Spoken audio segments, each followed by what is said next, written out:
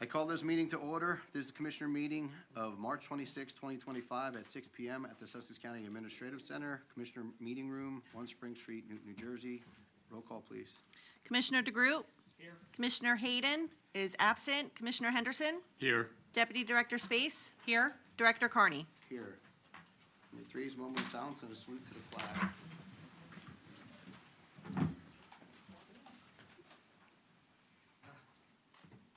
I pledge allegiance to the flag of the United States of America and to the republic for which it stands, one nation, under God, indivisible, with liberty and justice for all. Number 4 is our public statement. Pursuant to the Open Public Meetings Act, Chapter 231, PL 1975, adequate notice as defined by Section 3D of Chapter 231, PL 1975, has been made by regular mail and email. Such notice being submitted on January 7th, 2025, from the Administrative Center, the County of Sussex, located at 1 Spring Street, Newton, New Jersey, to the following: the New Jersey Herald, Star Ledger, and Strauss News, and is also posted on a bulletin board maintained in Administrative Center for Public Announcements and has been submitted to the Sussex County Clerk in compliance with said act. This time, please mute all electronics. All right, number 5 is going to be the approval of the agenda. There's 3 amendments to tonight's agenda. First, there will be a presentation by Dr. Corey Homer. That way we can get him out of here. He's the president of the county college. And item 11 will be tabled to the next meeting. That's our minutes. We do not have them. And last, we are also adding a topic under litigation for tonight's executive session. Motion to approve the agenda as amended. So moved. Second. Director Space moves, and Commissioner Henderson seconds. Any discussion? All in favor, say aye. Aye. Oppose, abstain, carries. All right, number 6 is proclamations, certificates, and presentations. As I said, Dr. Corey Homer is up to give a little presentation about what's going on at Sussex County Community College. Thank I you. just want to thank the commissioners for this last second edition. To let everybody know about the tragedy that's about to occur across the community college sector in New Jersey. So we essentially have been down at the legislature fighting on behalf of the community college and the education sector for the last few months. Governor Murphy's proposed budget cuts the community college sector about $64 million, which brings us back to funding under 2005. New Jersey currently ranks 48th out of 50 states in funding in the community college sector per FTE. If the funding cuts come through from the state, that equates to about $400,000 to $500,000 in cuts that we have to take out of our budget. So what those cuts essentially mean to a small rural community college like us, that means higher tuition for our students. That means cutting programs, cutting faculty, cutting staff. So there's a number of reasons why the budget that was proposed was, essentially terrible. Colleges like Warren County Community College, Salem County Community College might be non-existent, actually, if these budget cuts come through. So the legislators are working very hard to restore this funding. But not only is it for the state operating aid that the governor cut about $20 million or 12% from our county community college sector from the operating costs, but I just want to list off a few others, and you have the fact sheet. You have copies of the fact sheet Christina will pass down. But I wanted to draw your attention to a few programs in particular, and I'm actually glad to see so many of the public here that could help on behalf of the college, because we know how important it is to our community. But things like the Centers for Adult Transition, we run an adult transition program for adults with intellectual and developmental disabilities on the college campus. That gets cut by 50%. So that means unmet need for those students on campus. The other college cuts come down from some college no degree for returning adults returning to college to essentially get them to complete and move on with their lives. The Hunger Free Campus Initiative cuts another 50%. The governor proposed a cut of $600,000 there. That stocks our Horton Nutrition Center, which our students are constantly at. I know we hear and we take for granted all the time that Sussex County Community College, we're not like Hudson, we're not like Essex. Listen, homeless students are on our campus, right? Homeless students who are couch surfing, they use our food pantry. I'm in there, we're all donating. Staff and faculty bring in donations for our food pantry. So to cut it even further is criminal to me. The other piece is the dual enrollment pilot program, which would be cut essentially in half also. And that's our concurrent enrollment programs that we have with all the high schools. So taking all those cuts into account equates to right about $64 million across the state and about $400,000 to $500,000 to our college. So I just wanted to bring that to the commissioner's attention about this occurring. I wanted to bring it to the public's attention. There'll be an action committee coming out of our college to do more. We were very fortunate to be able to testify, myself and our Student Government Association president, who actually was homeless himself and is a veteran, to these cuts. And so we need to be united in this. The college represents more than just an educational pathway. The spending of the college equates with the alumni impact, social impact, and operational spending to about $72 million a year. All of that information can be found on our website on About Us, our economic impact to the county. So the public will start to see things flowing from the county about getting behind this movement and essentially lobbying the legislators to at least break us even. And at this point, a break even for us is we're still cutting. We're still finding ways because of the increase in healthcare costs and all these other costs that everybody's facing, right? So I just wanted to bring that to your attention and want to thank you. Thank you, Corey. We appreciate that. And yeah, we've been seeing those cuts for the last 7 years across our schools in general. Yeah. Nevertheless, get right when everything's changing at the college, so. Thank you for coming. You can leave too, Corey. Can I comment on him before he goes? Go ahead, yeah, absolutely. I hear your cuts are coming from the state of New Jersey, from our governor. I think it's totally a bipartisan issue, whether you're Democrat or Republican sitting in this room. Is there anything all these people sitting in this room can do to help you to try to fight this? Yeah, absolutely. So you'll start to see legislative actions coming out of the college with requests to the public to write letters on our behalf. Essentially, as I said it to folks here, we serve over 3,000 students a year. Many of our, I guarantee you there's many parents in this room, actually, where your students might be there, or might have attended the college themselves. So you'll see those letters. We're going to send out some press releases, so just be on alert for those. And anything that any of the public could do, we definitely appreciate it. All right? Thank you, appreciate it.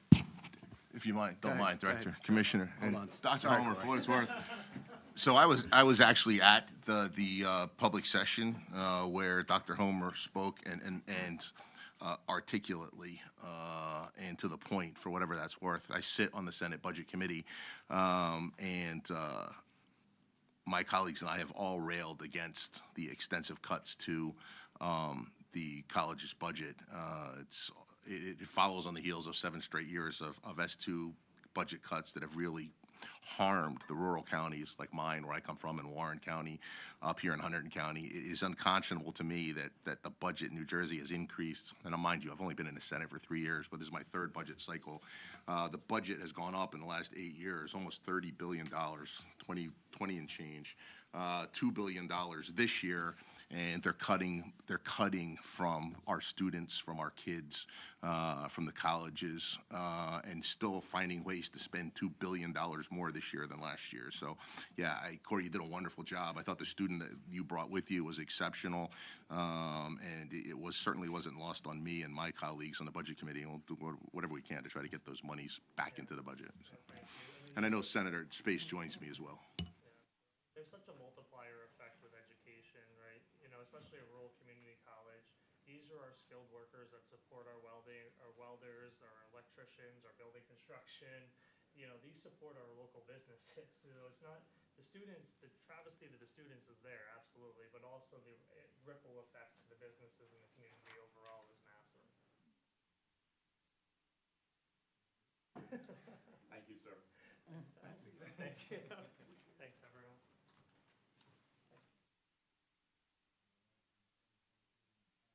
Resolution. At a regular meeting held on March 12th, 2025, we introduced a first reading for the first reading, the following resolution, which was advertised in New Jersey Herald issue March 30th, 2025, together with a notice of public hearing stating it would be held at this meeting at 6 p.m. This resolution is authorizing CAP to limit county budget appropriation increase in 2025. county budget to 3.5 over the previous year's final appropriations, subject to certain exceptions, and to establish an appropriation cap bank. Motion that the public hearing be opened. So moved. Commissioner DeGroot, have a second? Second. Commissioner Henderson, any discussion? All in favor, say aye. Aye. Oppose, abstain, carries. Is there anyone present to be heard regarding this resolution? What number is the resolution? I'm sorry. I'm sorry? We're on item 7. 7? Thank you. Yes, ma'am. All right, seeing no one, can I get a motion that the public hearing be closed? So moved. Deputy Director Space. Second. Commissioner DeGroot, any discussion? All in favor, say aye. Aye. Opposed, abstained, carries. All right, can I get a motion that this resolution be finally adopted? So moved. Commissioner DeGroot, have a second? Second. Deputy Director Space, roll call? Commissioner DeGroot, Yes. Commissioner Hayden is absent. Commissioner Henderson? Yes. Deputy Director Space? Yes. Director Carney? Yes. And can I get a motion to authorize the clerk to advertise this resolution as finally adopted and also post the same on a bulletin board in the lobby of the County Administrative Center? So moved. Commissioner Henderson, can I have a second? Second. Commissioner DeGroot, any discussion? All in favor, say aye. Aye. Oppose, abstain, carries. All right. Number 8, public session from the floor. This public session is for those wishing to make a comment of 3 minutes or less regarding an agenda item. Please line up at the microphone, state your name, municipality, and agenda topic for the record. Motion to open the floor for public comment. So moved? Deputy Director Space, have a second? Second. Commissioner DeGroot, any discussion? All in favor, say aye. Aye. Opposed, carries, abstain, carries. Anybody in the public, agenda topics?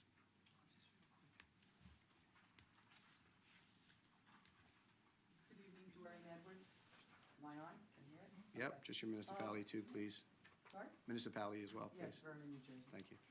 On item, line 15, number 15, we're looking at D. That looks like a pretty high amount to be purchasing what possibly could be a pole building? I don't know, can you elaborate on that at all? $677,484 for the purchase of a storage building. This is Lafayette. I like that It's storage Lafayette. building, it looks that nice. Well, I can elaborate that it used to be a lot more before inflation went up so much. Okay, So it goes out for, What kind of building is it? it is a storage building, Ron, I mean, It's a, go, it's a large pole barn, it's gonna store 3 of our very large pieces of equipment that right now is outside. We just bought a brand new, bucket truck, brand new sweeper, and another piece of equipment that's outside. This is gonna encase that and keep it out of the weather. Just seems like a pretty high amount. It's a big building. and 2 years ago it was like 480,000. So we're Yeah. buying it? Yeah. It's for our use going It forward? is ours, yeah. It'll be placed in Lafayette. All right, just wanted to check, thank you. It goes out for RFP too, Doreen. Anybody else? Yes? John Snyder, Sandyston. I have a question on 15A. Award of a contract for the purchase of a timber superstructure for Blueback Towing, the Western Wood Structures. It sounds like a covered bridge or This is Berry Road, isn't it? This is Berry Road Bridge. Berry Road Bridge in Wantage, that's been gone for 10 years. This is an in-house bridge, so again, what'd you say, that was a lot? Is that what you said? No, it said it sounded like a wooden covered bridge. No, it's not. It'll be more country-like. You'll like it. It fits right in with Wantage. Thank you.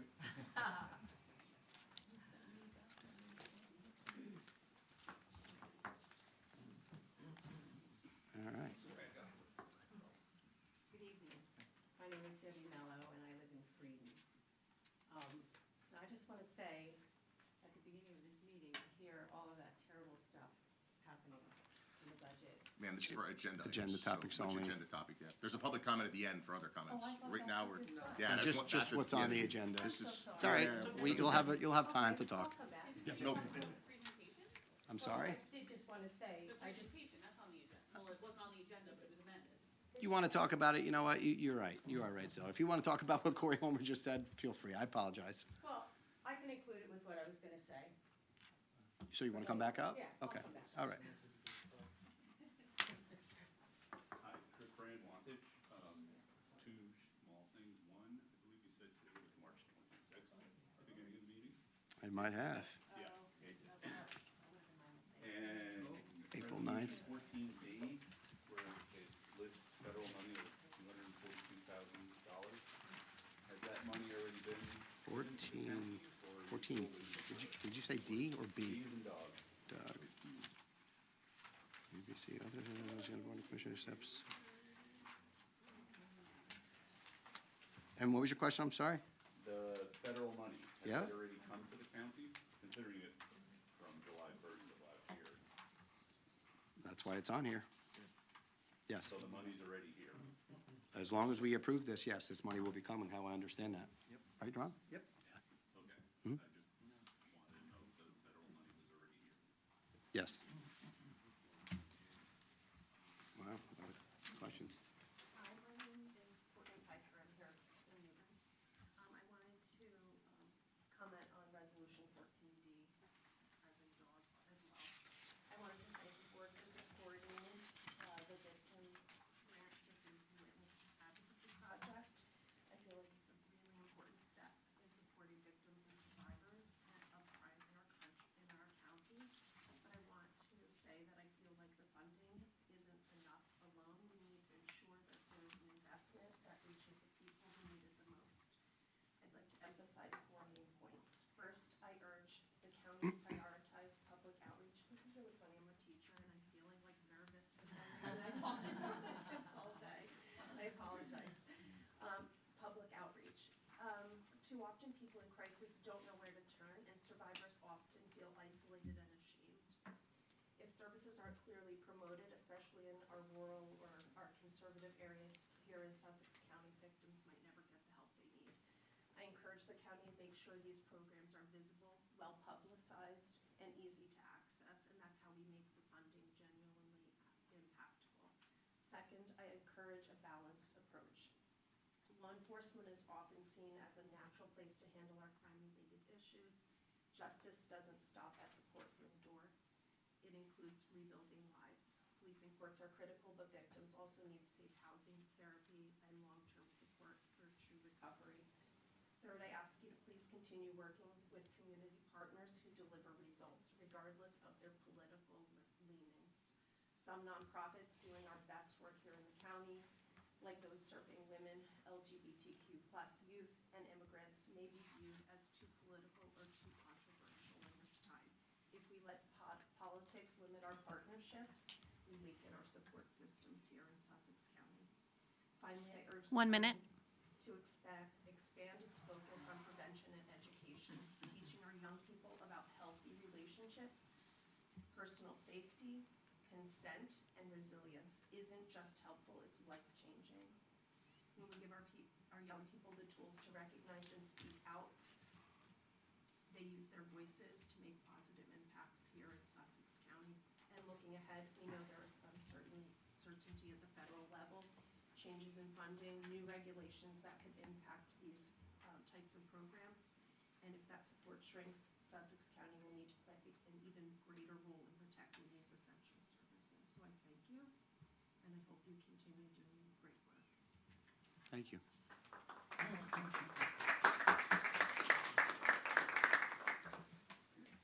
All right, anyone else?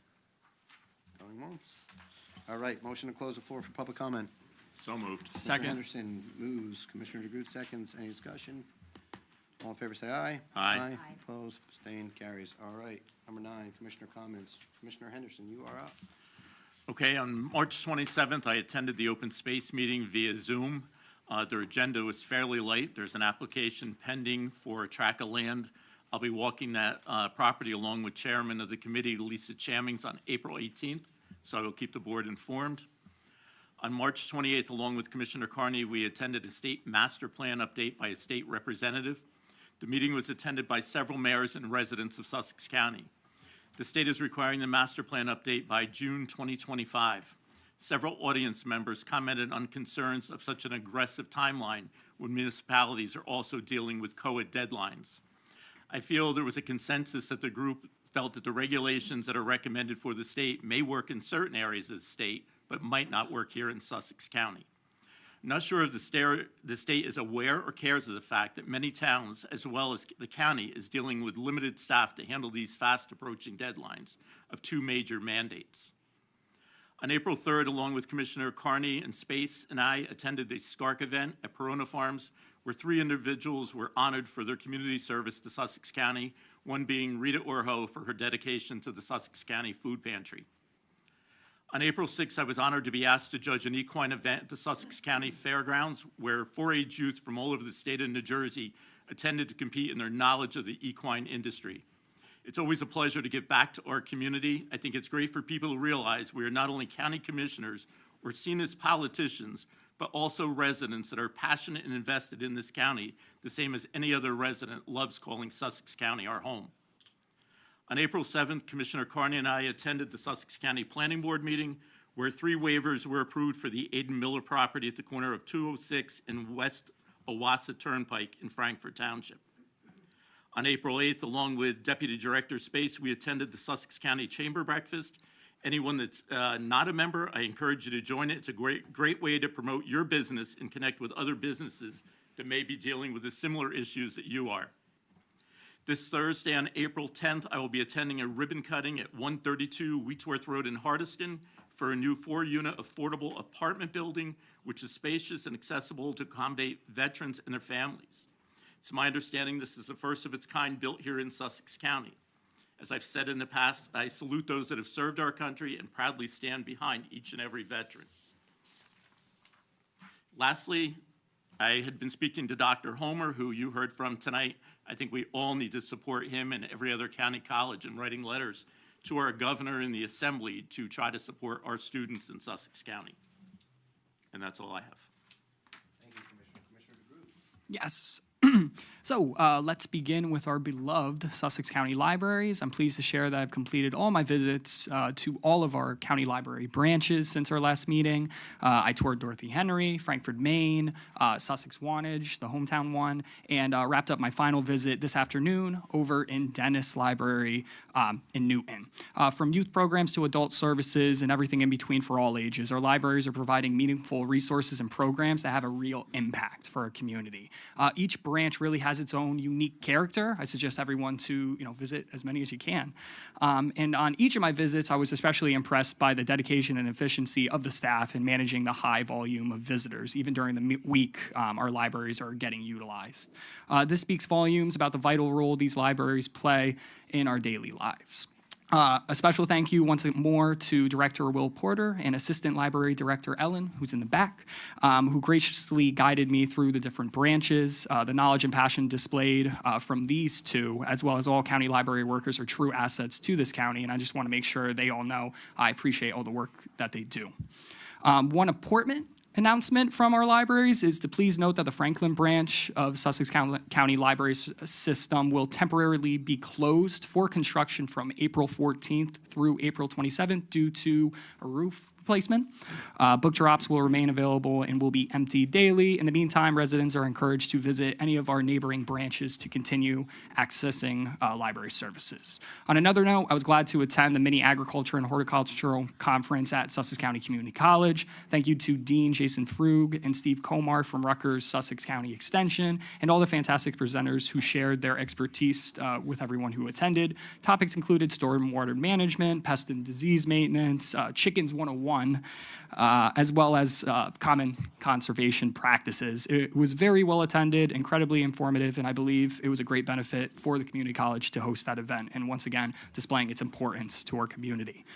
Finally, as we welcome spring, we also enter tick season. So from Health and Human Services, specifically the Division of Health, they have reported 60 cases of tick-borne illnesses for this past month of March, a slight increase compared to March 2024 when there were 58 cases. To protect yourself, your children, and your pets, please minimize exposure to tick habitats, wear protective clothing, use insect repellent, and conduct regular tick checks. That's all I have for tonight. Thank you. God bless. Thank you. Well, I shouldn't say it, but I'm going to say it. I'm very disappointed that one of our colleagues is not here. We are in budget season, and to miss meetings this time of the year is just shouldn't happen, and I'm disappointed. And to hear with the public coming every meeting, we sit through it, and we like to hear what you have to say, and unfortunately, we run on a board of mostly of 4 people, and I'm sure it's gonna get back, and I'll get written about, and that's okay, because that's how I feel, and this is what we use our comments for. So I'm disappointed in that. So here's what I've been doing. On March 30th, I brought together the Vernon mayor and the Hopatcong mayor, and I had a meeting with them to hear what was going on. That's Vernon mayor Anthony Rossi and Hopatcong mayor Marie Galati, to hear what's going on in the north of the county and the south of the county. It was very interesting. Their governments are run a little differently than the majority of our towns. And then I had a meeting on the 31st with the prosecutor's office. My last 2 weeks have mostly been meetings that I can't even talk about, but it's like everybody sits up here and gets to talk about their meetings. Mine were a little bit more not open to the public. We had our agenda meeting, which is what we do every other week to get ready for this meeting. And on the 5th, I attended Wantage Township Fire Department's installation dinner, where my husband received an award for 35 years of active duty, and my son is also the fire chief. On the 8th, Commissioner Henderson and I attended the chamber breakfast, which was sponsored by Planet Networks. And again, I can echo Alan's words that the chamber is open to any business or any nonprofit that wants to join for a minimal fee, but it's every month they have a free breakfast. And then they have subcommittees of like municipalities, like different ones, and you can join that too, which is included in your membership. And we had a Zoom call last week with employee negotiations with Ron Tappan, keeping us informed. That was Director Carney and I. And then today we finished up our American Rescue Plan Act projects to see where we're at with the projects and spending the remainder of the money. And that's about all of what I've done. And then I have my Division of Health, Office of Public Health Nursing, Women's Health Awareness Event. The Sussex Warren Chronic Disease Coalition, through the Sussex County Division of Health, will be hosting a Women's Health Awareness Event on Thursday, May 1st, 2025, from 5:30 p.m. to 7:30 p.m. The event will be held at the Vernon United Methodist Church, located at 303 Route 94 in Vernon, and is open to all women 40 to 74 years of age. Guest speaker, Melanie Bedeker, will talk about important women's health topics. The event will also include information on the Sussex County Division of Health, New Jersey Cancer Education and Early Detection, also called NJ-SEED program.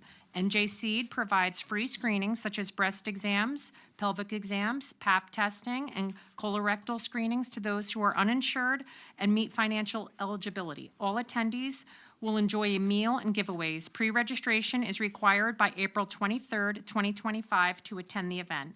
To register for the event, please call the Office of Public Health Nursing at 973-579-0570, extension 1275. Division of Senior Services. Senior Services presentation. The Division of Senior Services will be hosting an informational presentation at the main library located at 183 Morris Turnpike in Frankfurt on Thursday, April 10th, 2025 at 2 p.m. Senior Services staff will be sharing information about a number of valuable programs and services that are available to qualified seniors, disabled residents, and veterans. Registration is required by calling the Division of Senior Services at 973-579-0555, extension 1135. A Senior Services Caregiver Support Group meeting will be held virtually by Zoom from 2 to 3 on Thursday, April 17th, 2025. This group helps to reduce the negative effects of stress and increases the physical and psychological wellness of the caregiver. It also provides information about programs and services available to the caregiver, information on how to access these services, and provides referrals as necessary. Please call the Division of Senior Services at 973-579-0555, extension 1288, to obtain additional information or to register to attend these meetings. And that's all I have. Thank you. Thank you, Deputy Director. It's funny what you said earlier. 2 years ago, I sat in, I think, Commissioner Henderson's seat, and the board at the time was getting accused for no-show jobs, which is very, very comical, considering that the person who accuses of that has a no-show job. So funny how that comes full circle. I will start out. I do have a lot to speak about, and I will speak about the Department of Engineering and Planning first. The Sussex County Division of Planning has been meeting with interested municipalities to review the New Jersey State Plan cross-acceptance process. As Mr. Henderson said earlier, the public outreach meeting was held on the 28th and was well-attended. The final Sussex County response comments will be sent to the State Office Planning Advocacy by June 20th. These meeting state deadlines requires the county to receive approval from the Sussex County Planning Board at the meeting on June 2nd and the Sussex County Commissioners at our meeting on June 11th. There's lots of work to be done, as Commissioner Henderson said, and our planning department is a little overwhelmed, but they are getting it done. The Division of Engineering is advising our Sussex County paving program has been pushed back a week and is now scheduled to begin Monday, April 21st. The program includes a milling and paving of 23.5 miles of county roads. Work will begin with the milling and paving on County Route 656 and 646 in Sandiston, and from there advance to County Route 629 in Frankfurt. The work will be completed under single-lane flagging operations, and roadway users should expect temporary travel delays when traveling through the active work zones. Project notices are posted on the county website and will be updated as work progresses. The DPW construction crew is in the process of replacing the deficient stormwater pipes located within county routes. Normally, each pipe replacement requires between 1 and 2 days to complete. Work is typically completed under a single lane closure, and delays should be anticipated. You may notice that the crews are working around through the county all over the spring. DPW is continuing the annual stormwater inlet inspection program. Currently, the crews have inspected about 3,500 of the 4,400 inlets. The inspections have identified around 700 inlets that require cleaning and 170 that require a high or medium priority repair. The repair and cleaning work identified during the inspection program will be programmed and advanced on a priority basis. And earlier this week, this was a big one that came in, I believe, 2 days ago with one of our bridges. This week, our staff from the Department of Engineering and Planning performed a field inspection of a developing concern on County Bridge X13. X13 is located on County Route 628, just east of Pigeon Hill Road in Wantage Township. The department is in the process of developing a plan of action to repair and stabilize the defect. The department anticipates a rapid response deployment in the in-house DPW and bridge construction crews will work on the next 10 days. If you guys are looking for any more information, you can check out the county website and find out what the repair plan is. I do have it here. I can quickly go over it. This was of Wednesday and Thursday of this week, which today's Wednesday. They got a finalized schedule for the in-house construction crews, secure some materials, finalize engineering. Tomorrow, they're going to finalize schedule and create their public notice, deploy variable message board, fabricate a work zone, detour, and set up their detour and closure signs as needed. Friday, they're going to finalize preparations for construction, and then Monday, they're going to post the detour and close the bridge to start beginning their work. They plan. 628 by the high school? Yes, yep. It should be completed and road returned to service by the end of the day on Thursday, April 17th, before Good Friday. Obviously, weather permitting. I just wanted to touch a little bit before I get into District 24, because it kind of goes hand in hand a little bit with what Dr. Homer said. I know there's been a lot of people that come to our meetings concerned about what the federal government's going to do with our state cuts here in the county, and I understand that, because no one wants that. But guess what? It's been happening for 7 years now, and we looked up some information. I had my chief of staff look up some information. I just want to let people understand, from 2019 to 26, our budget, in the last 7 years, the administration has cut our budget by 11.67%, or $13,710,403. That's a lot of money. Just to clarify, that's the state aid to the schools. State aid. Yeah. Right, I'm sorry, did I not say that? No. I said the federal? Well, no, you said just stick to our budget, we didn't clarify. Right, okay, that was the state aid. This year alone, school aid to 175 school districts have been cut, including many school rural communities across the state, urban ones as well. And in Sussex County alone, 25, it's been High Point, Sandiston, Walpack, and Wallkill Valley. However, in 2019 and 20, all but 3 districts have state aid cuts. In 21, 22, every district but one had their state aid cut, with the majority of the districts seeing double-digit cuts. In 24, all but 4 districts were cut. That's a lot of money, And for everybody who loves their taxes to go down, which I think we all could agree on that, no matter what side of the aisle you sit, this school budget has a big effect on that. And my taxes, I know, have gone up extremely a lot over the last 7 years, and it is a lot to do with the school budget. So to Corey Homer's point, we want good schools. That's why people move here. I think that's one of the first things that you look when you move somewhere is how is the school district, right? Where are my kids going to go to school? And when we can't afford our schools and when they're declining because of state aid and we're having all these cuts, whether it be teachers or programs, we tend not to move in those places. So I just want to go over that because I know there's probably some people here wanting to go over our federal cuts, not our state aid cuts. And I just wanted to bring that up. Finally, as Commissioner Henderson said, we attended the SCARC dinner. It was a very good dinner at Perona Farms. Rita Orho, as he said, got an award for all her volunteerism at the food pantry, which is a very big deal here in Sussex. As of late, we've been cut. We had a donor that was donating for 10 plus years, an exorbitant amount of money that we called that the angel donor. That has been cut by a quarter, I would think, right, Jill? About down to a quarter. So this year, we did put a line item in there to help out, but it's just not going to be enough. So I appreciate the volunteerism, as Rita has done, and now Commissioner Henderson volunteers. So hopefully we could figure that out. I did get to the vet cemetery this last weekend. I looked over some layout that I told you all last meeting I was going to be volunteering for some surveying. So I got what I needed from them. I also attended an Eagle Scout proclamation in Sandiston on Sunday. There's about 340 million people in the United States, right? Somewhere around there. There's only been about 3 million Eagle Scouts, so it's a pretty good honor. I'm sorry? Are you an Eagle Scout? Congratulations. So that was a good thing to go to as well. And that is all I have for now. Just a question, going back to your bridge, did you say it's going to be finished on the 17th? The one that we had that just failed? Yes. Yes. Was there any thought of pushing that bridge back a week during spring break when nobody had to travel on it to go to the school? I think that detour needs to get done as soon as possible. I mean, I could look into, but I think it's just getting it done as soon as possible is what their intent was. All right, number 10, approval of consent agenda. There is none.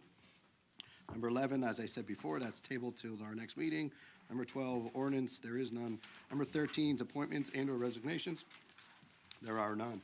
14, resolutions. Lots of resolutions. Can I get a motion to adopt resolutions A through P? So moved. Commissioner Henderson, have a second. Second? Deputy Director Space, any discussion?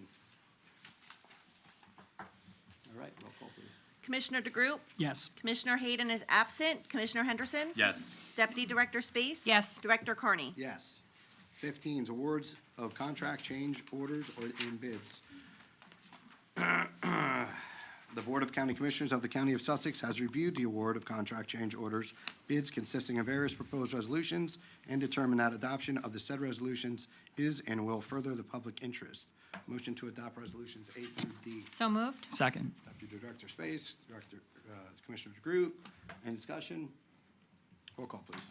Commissioner DeGroot? Yes. Commissioner Hayden is absent. Commissioner Henderson? Yes. Deputy Director Space? Yes. Director Carney? Yes. Number 16, this is the bills list.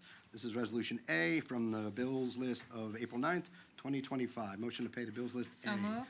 Deputy Director Space, can I have a second? Second. Commissioner DeGroot, any discussion?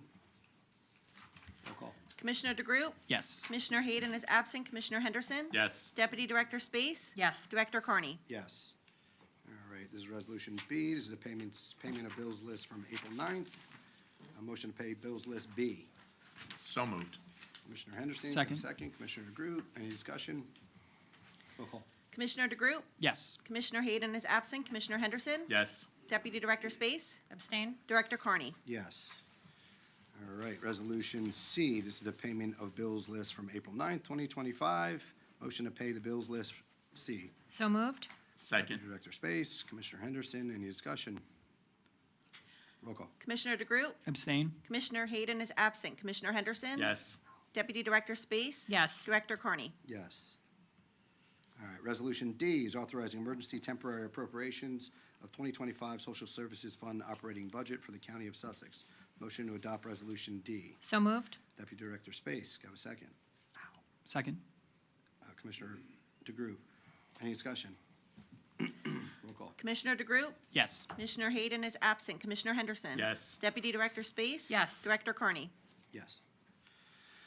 All right, 17 is personnel. Resolution A, personnel agenda of 4925. Motion to approve the personnel agenda. So moved? Deputy Director Space, can I have a second? Second? Commissioner DeGroot, any discussion? Yes. I guess my question is to county council, am I allowed to vote on that? This is related to the Do you- detectives. Correct. Yeah, you and I discussed this. It doesn't involve APs, and that's where your conflict lies. My understanding is that the individual that conflicts has no decision-making authority as relates to these hires, nor were they involved in the hiring recommendations, so there's no issue. Okay, thank you. All right, roll call. Commissioner DeGroot, Yes. Commissioner Hayden is absent. Commissioner Henderson? Yes. Deputy Director Space? Yes. Director Carney? Yes.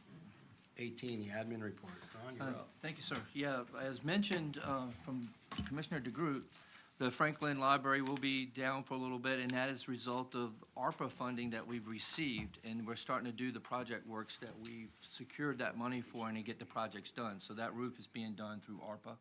And why I mentioned that, the public's going to start seeing a lot of movement in buildings and construction and repairs because we had to secure the funding as of last year. We have to complete the projects by the end of this year. So it's a very tight timeline. And so we're getting real busy real quick. And to your point, Commissioner, yeah, all three PBA union contracts are still going on. We're still moving with that. We've got one more interview for the college trustee. We've had 2 sessions. We got one more session that's going to happen next Monday, and that will complete the interviewing cycle to identify a potential trustee to fill the void that we have there. And then lastly, I have one item that I need to bring up in new business, and that's it. How many applicants do we have? 8.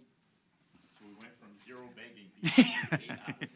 Yes. Fantastic. It is. It's a contest, and again, it's because of the direction that the college is going in, and then to have these cuts come through at this time it's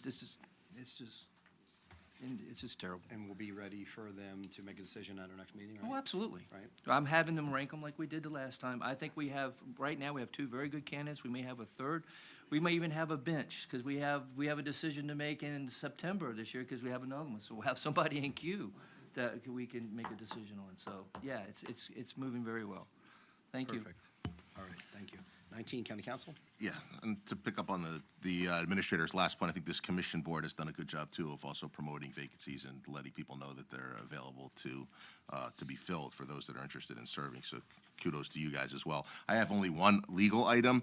When I first got here, a little over 3 years ago, I had inherited that open public records suit with Andover Subacute, if you recall, with the state trying to compel them to provide some records left over from COVID. We were finally successful. The court entered an order compelling the state to turn over the items that we were waiting on, with a caveat is they're giving the state, before they actually have to produce, time to decide whether they want to appeal before they actually produce the documents. So that time has not run yet. I will let you know when it does, if they do. If not, we should be able, in receipt of those documents, sometime in mid-May. That's all I have. All right, thank you. Number 20 is unfinished business. Do we have any unfinished business? No? Okay. No? Right? No? All right, number 21 is new business. I do just have, not quite new business, but I should have read this in my comments. This just pertains to us. This is the U.S. Small Business Administration, SBA, announced the availability of low-interest federal disaster loans for small businesses and private nonprofit organizations affected by the sinkholes on I-80 during December 26, 24. The SBA issued the administrative declaration for an economic injury disaster on April 2nd. The declaration covers Morris County as well as the adjacent counties of Essex, Hunterdon, Passaic, Somerset, Sussex, Union, and Warren, which are eligible for the EIDL, or the Economic Injury Disaster Loans from the SBA. EIDLs are for working and capital needs caused by disaster and are available even if the small businesses or PNPs did not suffer any physical damage. They may be used to pay fixed debts, payroll, accounts payable, and other bills not paid due by the disaster. SBA loans have eligible small businesses and private non-for-profits cover operating expenses after a disaster, which is crucial for their recovery. The loan amount can be up to $2 million, with interest rates as low as 4% for small businesses and 3.625 for PNPs, with terms up to 30 years. Interest does not begin to accrue, and the payments are not due until 12 months from the date of the first loan disbursement. The SBA sets loan amounts and terms based on each applicant's financial condition. Beginning Tuesday, April 8th, SBA customer service representatives will be on hand at the SBA Business Recovery Center, or the BRC, in Morris County to answer questions about SBA disaster loan programs, explain the application process, and help individuals complete their application. So that's good to hear, because I know they're hurting a little bit with all the traffic going on. Number 22. Oh, I got one item for new business. Okay, go ahead, sorry. Oh, you did, you said that. Yeah, I received a letter from the administrator at HOPECon, and they are applying for a DOT grant that's for a Safe Streets to Schools grant. And this is phase 2 for Lake HOPECon, and what they do, they go through the old, where pedestrian traffic for kids that are going to either bus stops or to the school, they go in and they tear up the sidewalk, they repair the sidewalk, they repair the curving, they put all the crosswalks into a ADA compliance, get them up to date to be ADA compliant. And what they asked me to do is to write a letter of support from the county in support of them going after that grant. So I'd like to have the approval to do that tomorrow and send it to them. I was proud to be, this is phase 2. I was proud to be in my past life at HOPECon in phase 1. So this is a continuation of the pedestrian, the kids' walkways to the high school and to the bus stop. So if I could have that, I'll issue that tomorrow. Sounds good. Unless anybody's opposed. Good. That's good. Thank you. Anybody else? New business? Good. Public session from the floor. This public session is for those wishing to make general comments of 3 minutes or less on non-agenda topics. Please line up with the microphone and state your name and the municipality for the record. Motion to open the floor for public comment. So moved. Commissioner DeGroot, have a second? Second. Commissioner Henderson, all in favor, say aye. Aye. Oppose, abstain, carries. The floor is open.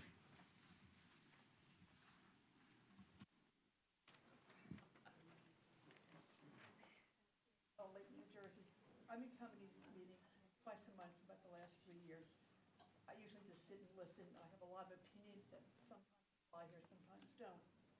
So I've listened to a lot of controversy about our missing commissioner. I know by listening to these meetings how much time and energy all of you put into our community, the reports that you give, the events that you attend, your family events you miss, whatever, your vacations you don't take because you have obligations to your position here. I also know you all get paid, and God knows you've earned every cent.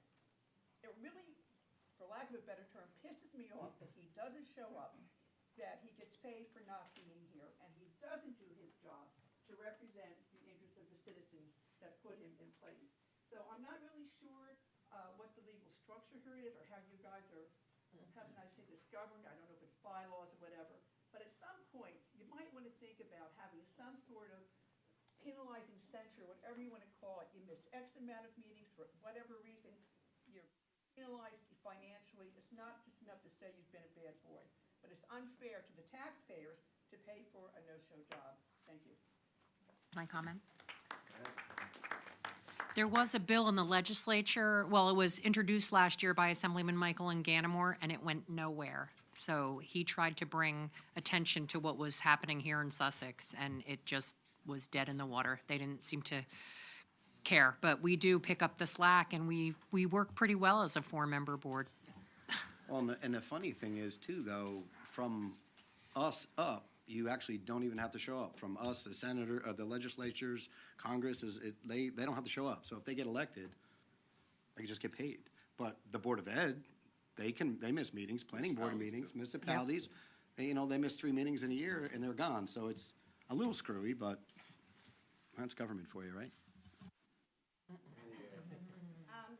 Good evening. My name is Corey Loyola.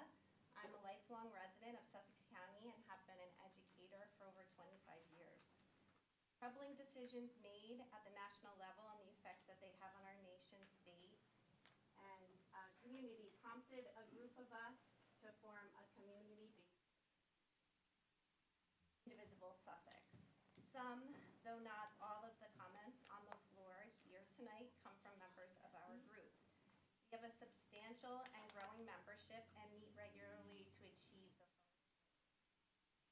support policies that protect our environment and to support policies that improve life for all in our community. I hope that we share these goals with most of you. And while we might not have the same vision for the best policies at the national level, perhaps we can find common ground at the local level. We all want a better future for the people of our community. Funding our community college is an excellent example where we can work together. To that end, I come with 2 requests. First, I ask that you seriously consider making plans to address the federal spending cuts that are sure to harm the programs that the people of this community rely on. It's not speculative, nor is it conjecture. We are going to lose funding. How do the commissioners plan to make up for lost funding? What will you keep? What will you cut? How will you establish priorities?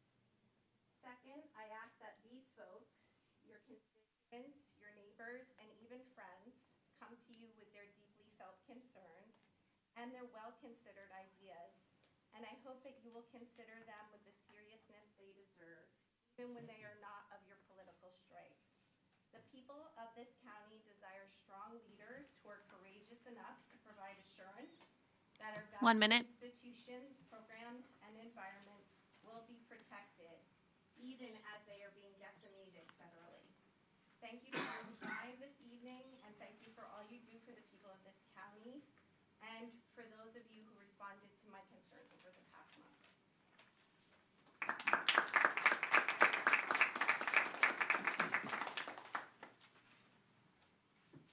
Kathy Brennan, Hampton Township.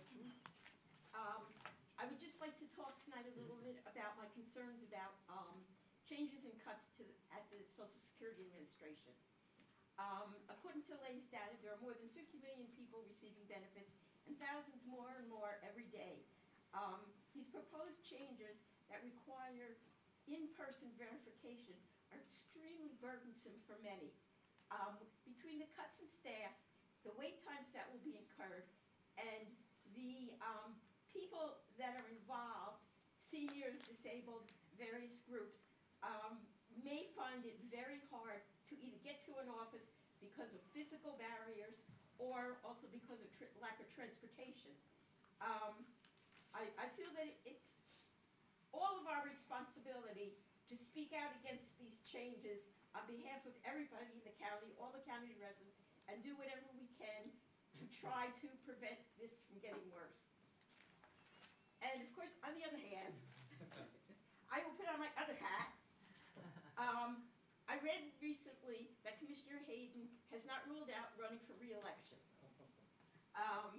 Well, after the accusations of stolen valor, unsubstantiated claims against the food pantry, and basically his lack of being here and doing anything for the county, I strongly suggest that he does not run, because I think at this point in time, all the people in the county know him, know what he's all about, that he's all just about making the headlines for himself. And I would hope that if he did decide to run, that no one would vote for him. Thank you.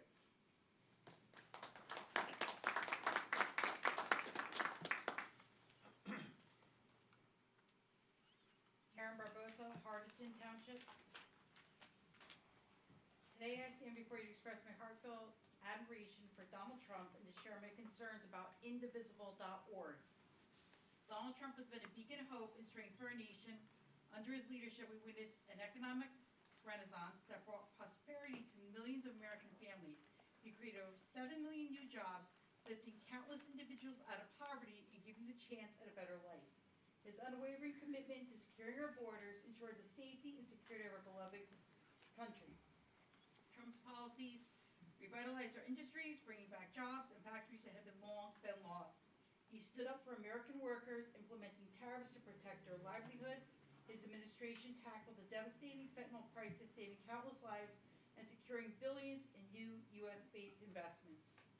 On the other hand, Indivisible.org has been a source of division and controversy. Their protests have disrupted local events, causing tension and unrest in our communities. Even some Democrats have voiced their frustration with Indivisible.org's confrontational tactics, questioning their effectiveness and impact. Concerns about the transparency of their funding sources have further cast doubts on their intentions. In conclusion, while Donald Trump has shown unwavering dedication and achieved remarkable accomplishments for our country, Indivisible.org's actions have raised serious questions and criticisms. And if you don't share the same love and respect for this great nation that I do, I hear that the Mexican border is open. Thank you.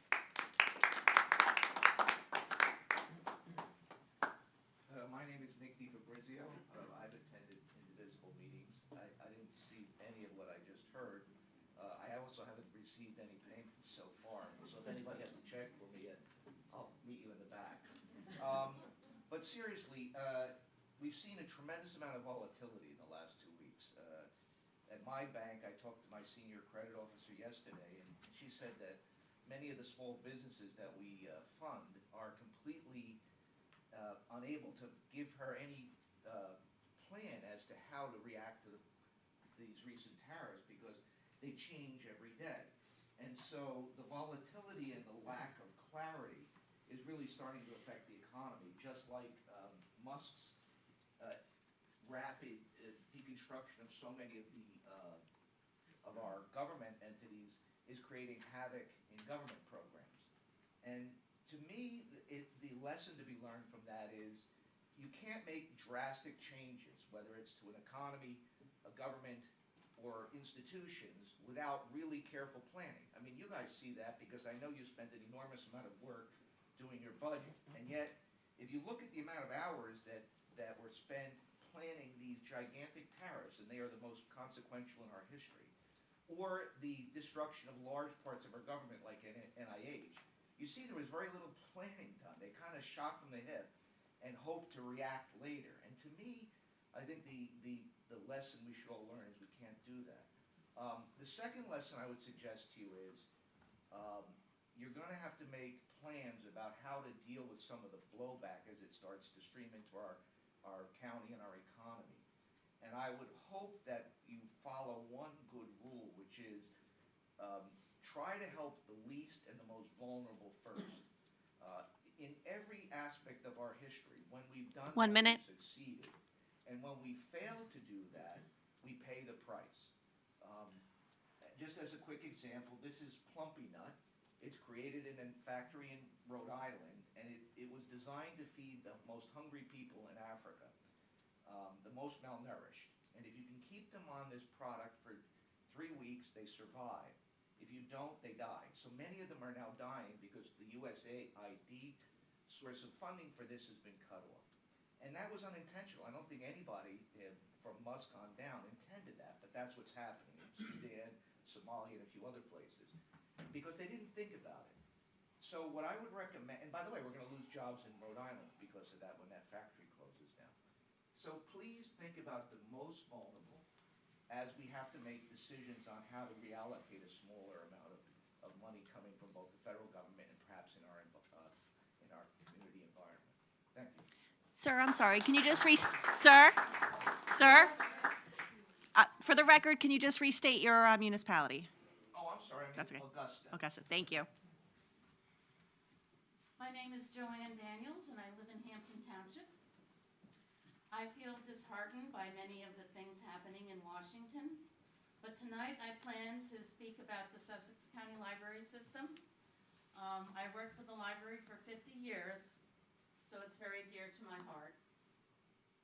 On March 14th, President Trump issued an executive order that calls for the elimination of the IMLS, the Institute of Museum and Library Services.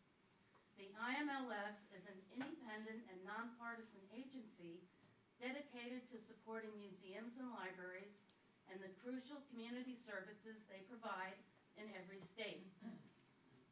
I've read that this could impact important services such as interlibrary loan, summer reading programs, and other important services the library provides.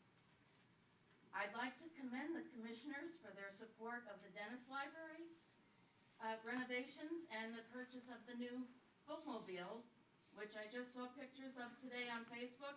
I don't know if you guys have seen it, but it's wonderful. It's called Dot, and it's got colorful circles, and it's gonna catch a lot of attention. It's wonderful. And we heard you're the new driver. Coming out of retirement. Going forward, it's my hope that as the changes in Washington trickle down to the state and then to the county level, that you'll be able to support the library and recognize its place and importance in the community.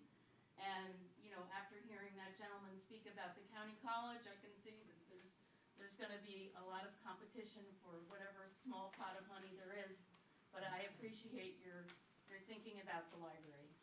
And I am a member of the Indivisible group, and I have not found them to be unkind or I find them to be very respectful. So thank you very much for listening.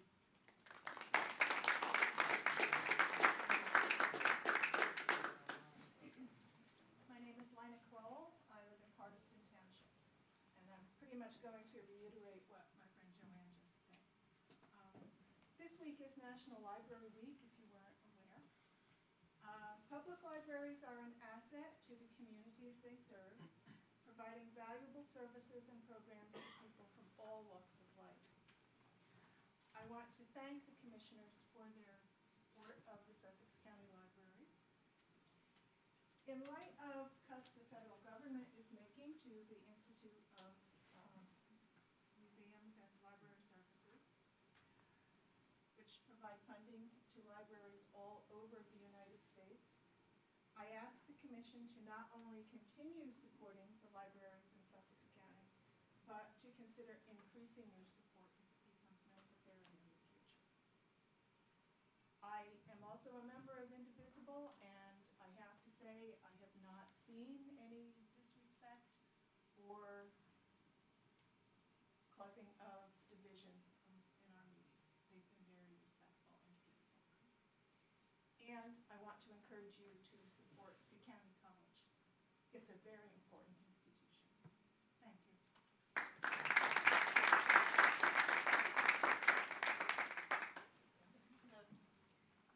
Sandy Pender, Newton. I'd like to start by saying that the local agency I work for has experienced federal cuts since the last meeting here. Removal of federal grant money has directly affected the services our agency can provide to our clients. These services are particularly important being that we live in a rural county. It was also unnerving for employees as we don't know if further cuts will jeopardize our job security. The uncertainty and chaos of the current administration make it hard to plan ahead as an agency and as individuals. I am voicing this because I know that you all are more in touch with everyday people and understand that the people you represent will be hurt by these cuts and policies from the federal government. My son, who is a freshman in college, was recently awarded a $6,000 scholarship. On Saturday, I got the mail and there were 2 identical envelopes. I could tell that they both were related to a scholarship, but I was puzzled that there were 2 envelopes. I opened the first one and found a check for $6,000, as I expected. I then opened the second envelope to reveal a check for $60,000. My husband and I both work for nonprofits, so that unexpected check was exciting for 30 seconds until my brain realized that it was obviously a mistake. But it also occurred to me that, wow, $60,000, that could instantly pay for 2 years of my son's college. It also occurred to me later that so many people in high levels of government would wipe their nose with that check and not even think about it. I believe the current administration doesn't get us. They are wholly out of touch with the average American. $60,000 would be a drop in the bucket for them, not for us. Minimal changes 1 in minute. the economy, positive or negative, definitely affect us and how we interact financially with our local economy and community. It has become abundantly clear to me that people at the highest levels can't relate to us, so I am looking to representatives that do understand how these cuts and policies affect us and our community. I am determined to keep showing up at places to voice my concerns. I am asking you to please continue to act and make good decisions for our community, and to use your positions to send our concerns up the ladder to other community, state, and federal leaders. And as many people have already voiced, I am also a member of Indivisible Sussex. They are extremely respectful. I have had no issues, and I'm happy to be part of their group. Thank you.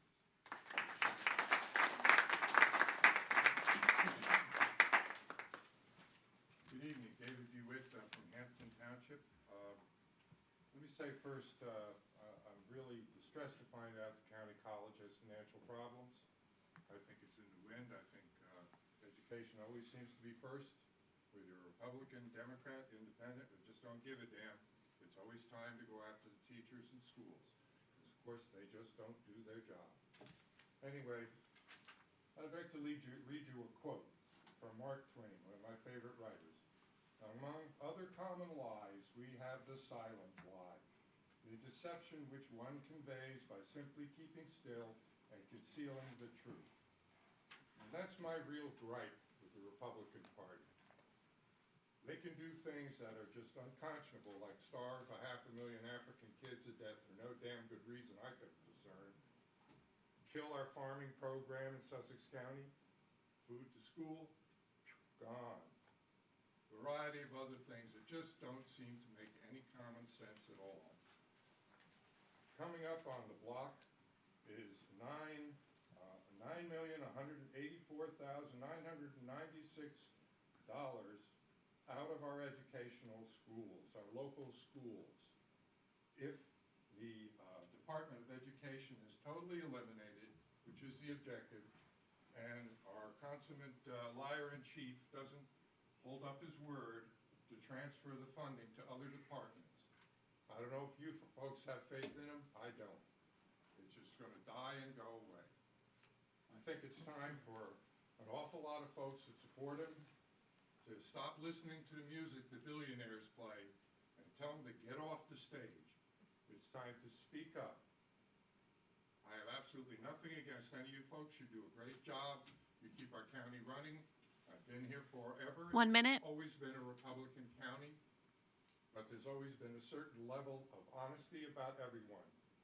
So if you agree or disagree with some of these things, speak up. Maybe we can have a discussion. I would certainly love to discuss something with a Trump supporter other than his son's laptop. Thank you.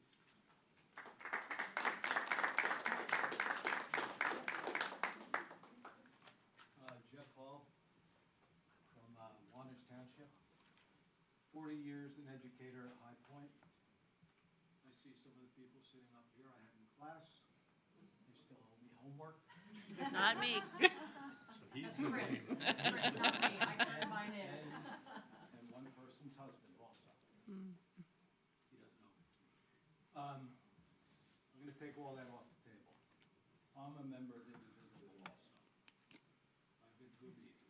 I've been to 2 meetings. And I have something to say that has nothing to do with Indivisible, but has to do with the way we live our lives.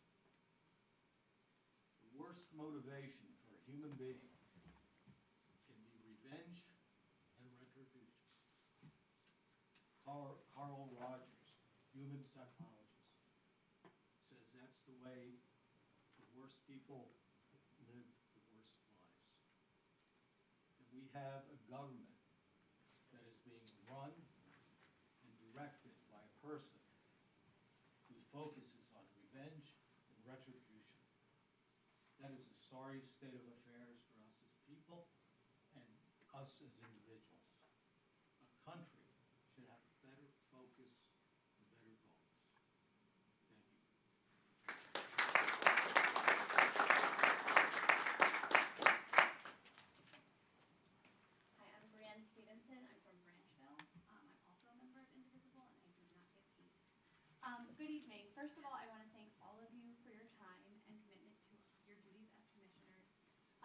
few meetings have shown me that you each have the best interests of your constituents at heart. Your hard work to ensure the funding and continuation of programs that support Sussex County residents is evident. I also want to implore you to take a stand against the actions of the current federal administration in Washington. I understand that you have no direct responsibility for anything that has been happening at the federal level. I realize that there's a distinction between local and national partisanship. However, as Republicans, you've likely supported Trump and his administration, and you share the party with those who seek to destroy America as we know it. I'm a proud Sussex County resident. I was born here and chose to raise my family here. I have listened to this group discuss with pride their meetings with our public libraries, schools, including SCCC, SCARP, veteran services, and organizations that support our needy residents, such as Project Self-Sufficiency. I appreciate Director Carney's explanation of budget cuts. I can't imagine that the federal slashing of funding and programs is going to make these better. But it's still true that these services are severely threatened under this current federal administration. It can be true that even when government does not work perfectly, it can still work. And the beauty of our system is that it can always be improved. We are working toward a more perfect union. The American government is designed to work slowly because the goal is sustainable prosperity for all. In our current instant gratification society where technology and culture shift at the speed of light, this may seem like a design flaw, but it is intentional. Good things take time and work, and as a society, we are forgetting that. Similarly, maintaining a democratic republic takes work. You are the elected representation that is at the heart of our system. As you all know, government actions at times will inevitably make some people mad, but the anger 1 minute. and frustration should drive them to get involved and to help make these systems better over time.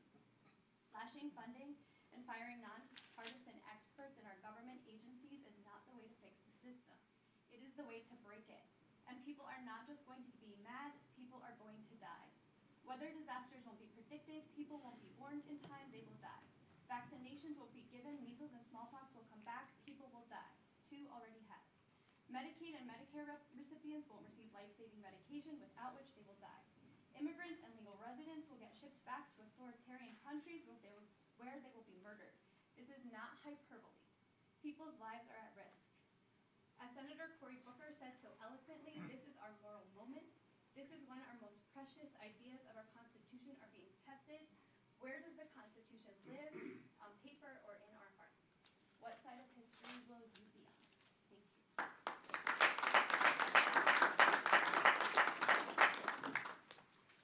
Hi, Julie Clausen from Sandiston.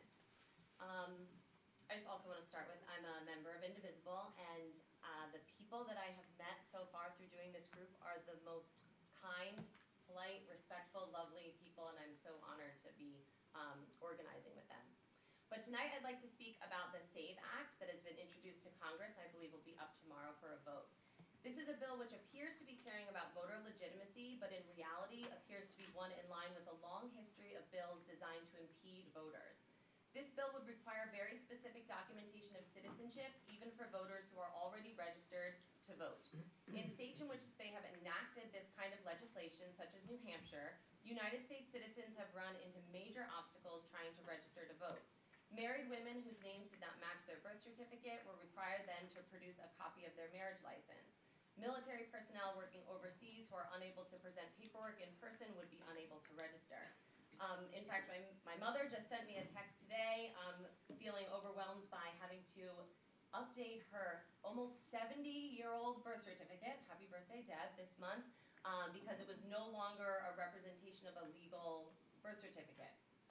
She was born in Fort Dix. My grandfather was a Korean vet, and so she has been having to go through extensive paperwork to even get a new birth certificate, and it's going to cost her $50 to do so. So a lot of difficulties and obstacles are going to be presented if this bill were to pass. While on the surface this may appear to be a means to ensure the legitimacy of our elections, the reality is that this bill is trying to disenfranchise voters. While Donald Trump has successfully spread a false narrative of voter fraud in this country, multiple studies, even one commissioned by the Trump administration, found that voter fraud is extremely rare.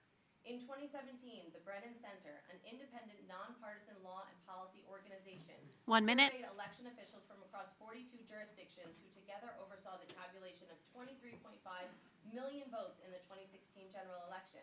Their research found that in those jurisdictions, the officials referred only an estimated 30 incidents of suspected non-citizen voting for further investigation or prosecution.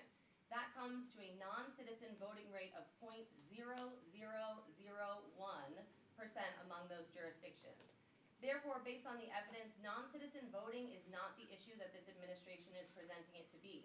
This falls into the category of creating fear and division within our country, specifically stoking anti-immigrant sentiments. My request would be that the Sussex County Commissioners and the Sussex County Board of Elections continues to create a fair and accessible means to voting for our residents, which means that the eligible voters are not made it difficult to register to vote. The bill does provide an opportunity for the state to establish an alternate process under which an applicant may be able to submit a different document for their U.S. citizenship, and I ask that you do that. Thank you.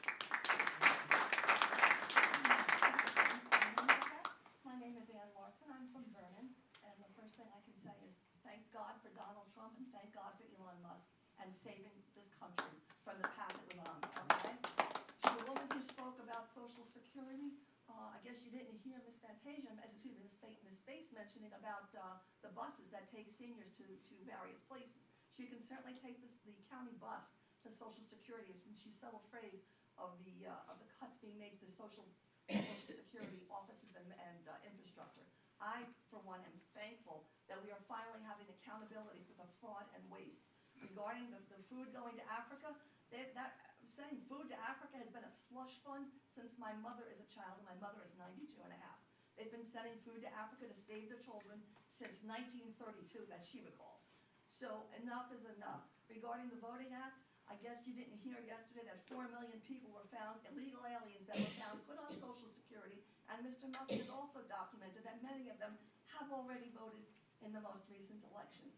I believe, maybe you think that the indivisible group is very nice, but I think membership comes with your union card from NJEA.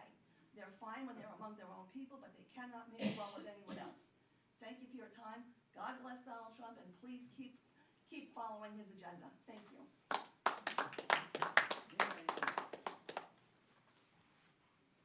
Good evening, Doreen Edwards, Vernon. I, for one, am very, very happy that tomorrow the SAVE Act is coming up for a vote. People, enough is enough.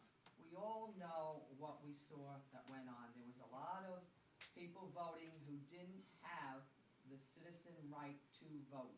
That's very, very important to me and to my family who fought in different wars for different reasons.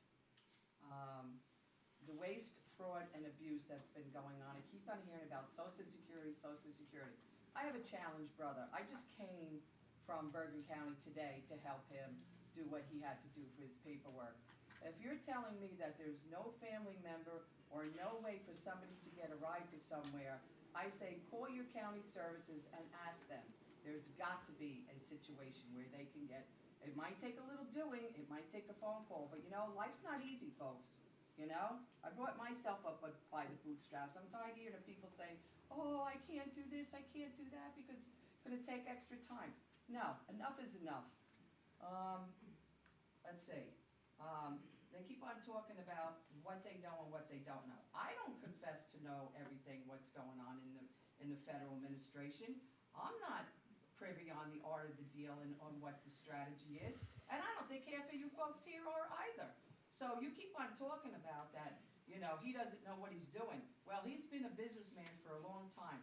Maybe you don't like everything that he does, but I think he's on the right path helping this country. It's about time. You talk about Social Security. It was said for how many years now that if we don't do something, instead of just flap our gums, that Social Security would be defunct. Well, guess what? He's doing something about it now.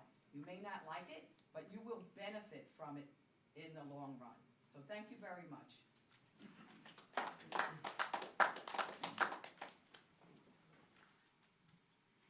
John Snyder, Sanderson. First of all, I'd like to thank the commissioners here for the Veterans Luncheon, which is going to occur 2 weeks from today.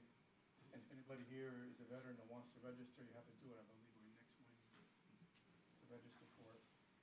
Someone commented about all the cuts in education, and they're state cuts, from what I understand. Correct me if I'm wrong.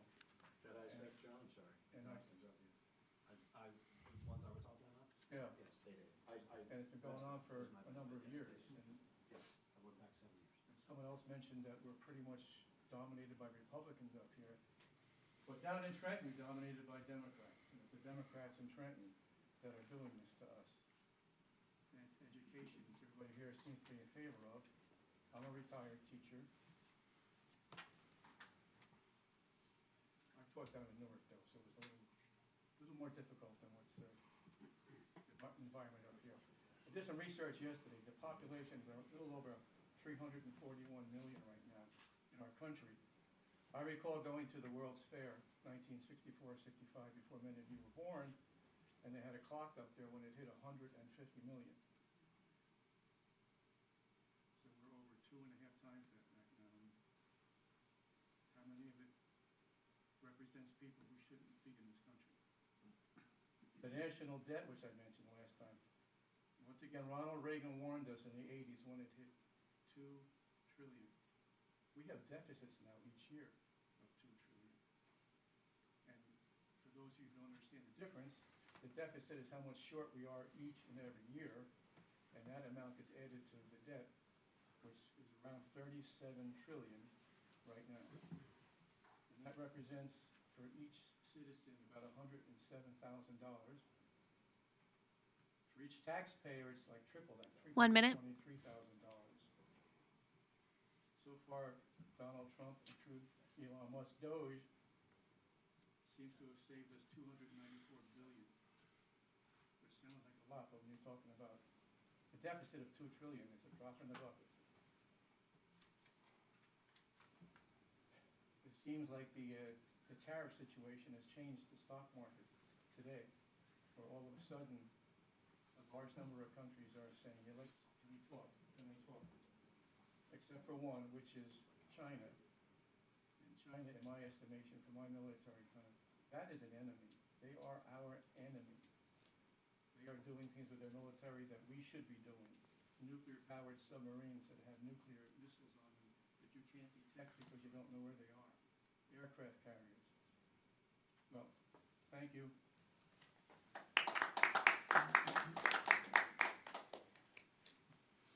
Scott Knoll, Sparta. First, I'm always impressed by you guys every time we come in, because you're not just here, you're out in the community connecting in a way that, prior to coming to these meetings, I never would have believed. It's absolutely amazing how much you guys get out there, so thank you for that. I just wanted to ask a follow-up. So a couple meetings ago, talked about exposure due to cuts, and I know that money is bucketed. So I was wondering if there was a way to call out which specific programs or services were in fact at risk, so that that we could understand that. The other thing is, are you guys aware of Sourcewell? So you mentioned a couple of times that a number of the bids had to be acted on quite quickly, and that I know from what I do, right, that the bid process itself can be time-consuming and expensive. And Sourcewell is a government agency, right? It's not a company, but it facilitates nonprofits, but 90% is townships and counties to do expedited, pre-structured bid things. It might save you guys some time and save the county some money. So if you're interested in that, I'm happy to help you guys get more. It used to be called NJPA. But it's a pretty good service. And again, it's a government agency. I'm not vested in it or anything, but I thought it might be a resource that was worth looking into. But I can respond to that. We are a member of Sourcewell and in about 14 other co-ops. We go to co-ops, any co-op available, we join. We use Sourcewell. Sourcewell has some limitations, but yes, we take advantage of all and every co-op that's out there. Just wanted to make sure it was. I got it. Yeah, thanks. Yeah.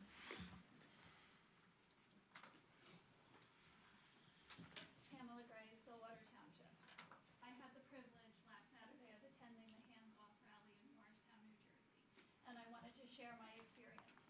I was actually extremely surprised to find it indeed was a very politically diverse group. So I used my time there to talk to people about their whys, as lately the why are you all so concerned seemed to be person I spoke to was a police officer in his official capacity. I asked him why he had closed off the street, as that was not part of our permit area, and I wondered if it was because we were positively engaging with car traffic. He assured me it was not to limit that, and commented on how positive and peaceful the day had been. We both happened to be looking at a sign held by an elderly gentleman and the sign said, "He is not a law and order president." The officer respectfully chuckled and said, "He isn't wrong there." I also spoke to an older couple who had never been to a demonstration before. They were there because of Elon Musk tampering with the Social Security Department. They were afraid of changes, including now having to go personally to the office. Another independent voter told me that this president was threatening our legislative branch with financially backed primaries. He was there to protest a blatant risk to our democracy. One man had painted an eerily simple sign that said, "Cutting science will cut my dad's clinical trial." What do you even say to that? And a girl had a sign that said, "Our leaders are messing up so badly that even the introverts are here." I could totally relate to her. So I believe that many of these demonstrations and groups and speeches at these local meetings are really about trying to cross the party aisle and reach out to educate our fellow American citizens. That rally was people of all political parties joining together 1 minute. to push back against the president's attempt to create chaos and hate while literally using that as a catalyst towards a type of oligarchy. The fact that we're all falling into that trap, arguing about things instead of monitoring the disregard of due process of law and the freedom of speech that this current president is attempting to limit, should make us all take a step back and think about modern history and the tyrants who have risen to power by spreading blatant disinformation in hopes it would fuel people's anger. Although we do not want history to repeat, we sure do hope it instructs and educates us all. Democracy should be challenging, it should be valued of debate, and at times there should be dissent, but it should be respectful and engaging. This current administration is not following law and order, nor our constitutional law, and with utmost respect, we should all be patriots enough to know that Time. that in itself is alarming.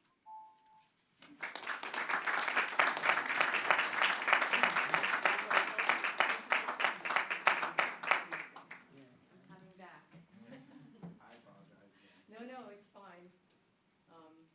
I'll know next time because Just need you to restate your name and municipality. it's okay. Presentation was new. Debbie Mello, Frieden Township. What I wanted to say when I blasted out here before is I just, as an educator and someone who has taught in several districts in this county and Morris County, and I'm currently at Montclair State University mentoring student teachers who come back into this county, other counties in North Jersey. I am always amazed, someone else said it, how education always seems to be at the top of the list, and I'm absolutely horrified at the cuts that are being made by our Democratic governor. And it just always seems to be that way. So I'm gonna add to the litany here and hope that perhaps you've already been on top of this and maybe you can, if not, move quickly. Last Thursday, on April 3rd, the U.S. Department of Education sent a letter to all of the state officials threatening cuts to federal funding to states if the states do not comply within 10 days to Trump's anti-diversity policies. We know Maine is already involved in that because of an earlier issue. But this funding, because obviously a lot of the funding that we have is state and local inspired and distributed. That funding will affect our Title I and our Individuals with Disabilities Act students. Someone else said it, the most vulnerable and the most needy. So we have until Sunday. And I know it's not just your problem, it is a problem for all of us because 1 minute. state funding superintendent. I hope that perhaps you've had conversations, and obviously they then have to have conversations with all the other county superintendents, because it can't just be Sussex County. So I ask you to, do what you can in the short amount of time that we've been given to help these students in these particular programs. New Jersey has traditionally been ranked as one of the top states in our country for teaching excellence and for our educational programs. We're just coming back from COVID, and this would be so detrimental, as I know you know, because you're out there and doing those kinds of things to help the people in this county. Please do what you can, be creative, negotiate with whoever you can negotiate with, and Time. I would like to just say that thank you, and I'm a proud educator and a proud member of Indivisible.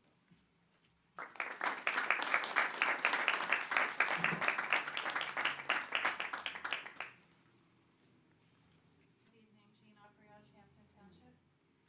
I'm here tonight, as I have been at the last two meetings, to urge our Board of Commissioners to use their seat of influence to stop what is happening in our country. I was pleased when you were out in the community, but I'm curious when you spoke with our social service providers, librarians, farmers, nurses, veterans, small business owners, if you specifically addressed our concerns during those conversations. When you were speaking with the librarians, did you speak about the cuts to the IMLS? One of my neighbors actually works for the IMLS and was put on a 90-day administrative leave among thousands of other federal government workers. So now we have an unemployed resident in Sussex County because of those cuts. When you spoke with the veterans, did you speak about the thousands of veterans in the federal government who were unceremoniously fired for their jobs through no fault of their own, doing their work, and are now out of a job? When you were at the Ag Conference and talking about open space, did you talk about farmers who are losing their contracts with the federal government because their subsidy contracts have just been canceled? So their work for the past year, planning what they're going to plant, is now out the window, and they don't know who they are going to sell their products to, or their produce to. I'm curious, when you spoke about transportation contracts and spoke with small business owners, if you spoke about supply chains, and if the tariffs, thank goodness, have been put on hold, but if the tariffs 1 minute. were put in place, are they concerned about having materials and supplies to sell in their stores and materials and supplies to do our transportation contracts around the county? Did you specifically talk to them about our concerns? Has the Board of Commissioners developed a plan to proactively address the cuts that the Trump administration made to government institutions that support services in our community? As the central political authority in our county, when you have reached out to our social service providers, health providers, schools, law enforcement, everyone, have you specifically talked to them about our concerns? Are you making a plan, or are you just in a wait-and-see mode? Because that will not work. We are desperate for you to act and speak to all of these people. Time. On our behalf.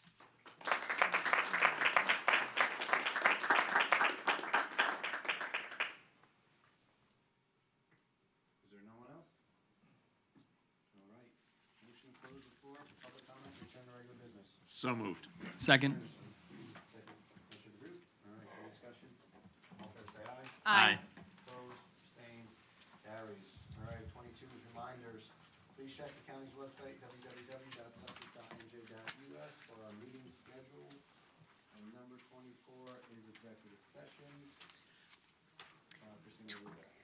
Resolution regarding providing for an executive closed session not open to the public in accordance with the provisions of NJSA 10:4-12 et sec. Whereas the subject matters about to be discussed may be excluded from the public portion of the meeting by resolution of the Board of County Commissioners as an exception to the Open Public Meetings Act pursuant to NJSA 10:4-12B, and whereas it appears necessary for the Board of County Commissioners to discuss such matters in executive session. Now therefore be it resolved that the Board of County Commissioners of the County of Sussex, in accordance with the provisions of NJSA 10:4-12B and NJSA 10:4-13, that the board at this time enter into an executive session from which the public shall be excluded, and be it further resolved that the general nature of the subjects to be discussed relate to the following items authorized by NJSA 10:4-12B as designated below. Item number 7, matters relating to litigation, negotiations, and the attorney-client privilege, potential litigation. And item number 8, matters relating to the employment relationship, personnel. Be it further resolved that the deliberations conducted in closed session may be disclosed to the public upon the determination of the Sussex County Board of County Commissioners, or provided by law that the public interest would no longer be served by such confidentiality. And be it further resolved that upon completion of the business for which the board has entered into the executive session, the board shall not reconvene and resume except to resume its meeting open to the public. Be it further resolved that the board does not expect to take formal action after returning from executive session except to adjourn the regular meeting.